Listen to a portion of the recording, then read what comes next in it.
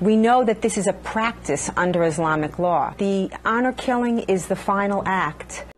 Sometimes it's suspicion which turns out to be wrong, but just enough that the honor of the family is threatened and people set into motion actions which lead to the loss of human life. Something which Islam is completely opposed to. It is not honor killing, it is murder. It is murder, and the consequence for it is execution, is death. That is the Sharia.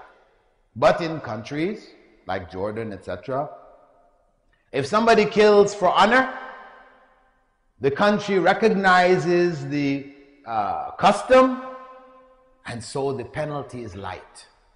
4 years in jail. They say it's wrong, shouldn't do it, but the full force of the law is not applied. So you will always find a family member who's ready.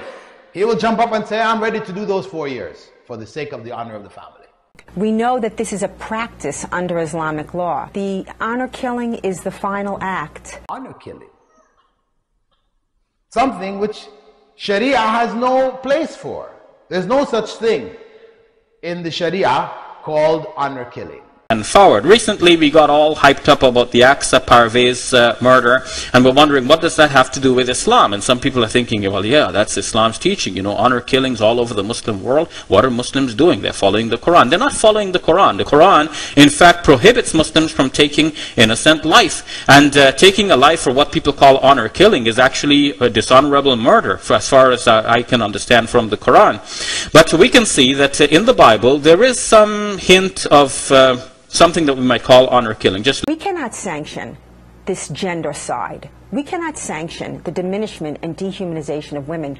Honor killings, well, how does Islam perceive that? How can Islam has no concept of that. Islam has no concept of that. The Christian Arabs do that.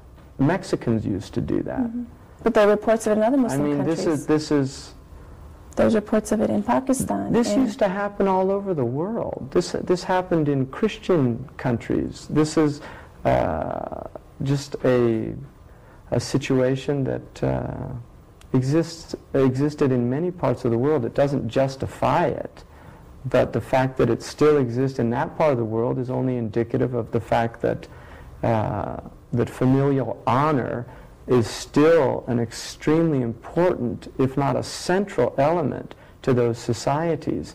And a woman's chastity is still considered something that is at the essence of the honor of a family, as well as the chastity of a male, but because it tends to be a patriarchal culture, and because of the fact that women, when they lose their virginity, there are generally physical signs of it, and certainly pregnancy can occur, whereas with a man is more veiled than a woman in that situation, but in no way does it mean that a man who commits fornication or adultery is any less condemnable than a woman. Mm-hmm. They're both terrible breaches of divine comportment. But I would say that the Christians have the same concept in their ignorant societies. Arab Christians have done this. So there was an Arab Christian that killed his daughter in Chicago. This occurred in the United States. It's a very sick thing to do. I find somebody would have to be a really sick human being to be able to kill their own progeny. But in America, there's been over 20 million abortions. And the only difference in America is that they say, well, these are unborn. You know, so I think before Americans start pointing the finger at 30 honor killings in Jordan, let's look at 20 million babies that have been killed in America. Right? Really? Yeah. I mean, America is it's a culture of amazing paradox. We know that this is a practice under Islamic law. The honor killing is the final act. Honor killing. Something which Sharia has no place for.